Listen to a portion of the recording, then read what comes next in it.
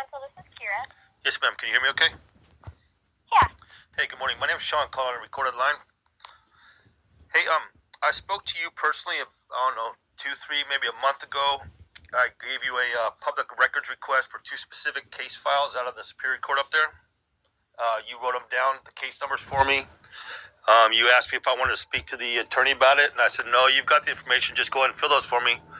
So as obviously it's been way more than 10 days, I was just curious what happened with that. Okay. Can I put you on a brief hold? Absolutely. Do you remember that day? I do remember that day. Perfect. Hey, perfect.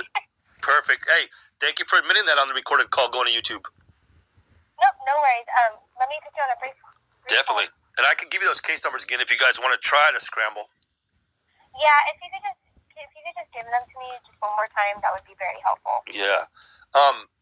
So it's the first one is SCSC dash CV6. Okay. And then I'm ready for the other one. Okay. The other one is the SCS. 977. Okay. You're so efficient. I can't believe this didn't get processed legally. I'm very sorry. No, you don't have to apologize. You did your job amazingly. I appreciate that. You're welcome. That really means a lot. I hope you have an amazing day, no matter how this turns out. Okay, thank you. Do you, were you wanting me to give you a call back, or? What would you prefer, kiddo?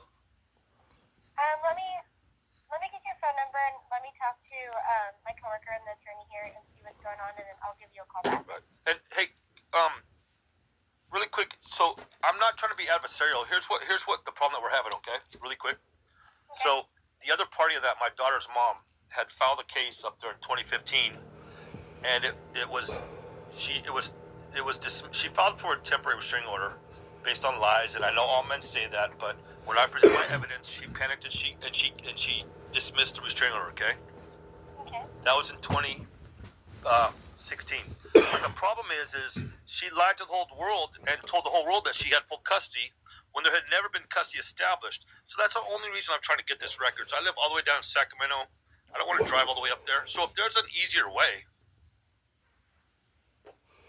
I just need my file. I just need to show I just need to see, her petition, her declaration, my declaration for the current custody case where she's lied about having full custody for 8 years. Okay. Does that help? So I'm not one of these first man auditors just trying to be a jerk. Like, this is a 10-year-old girl who hasn't heard her daddy's voice in over 900 days because I refused to testify against the January 6th participants. You know what I mean? Right. You sound like you were a little girl once. Yeah.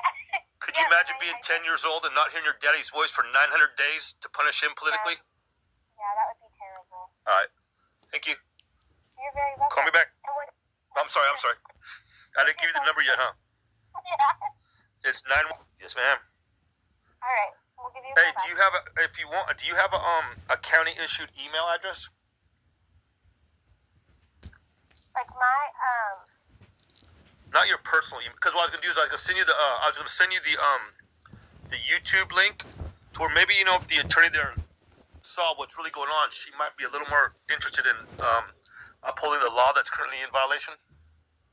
Okay, well, let me see if this is something we're able to help you with, and then if we're able to, then we will have you send us that link. Yeah, but either way, it's a public records request, right? Yes. All right, kid. Thank you.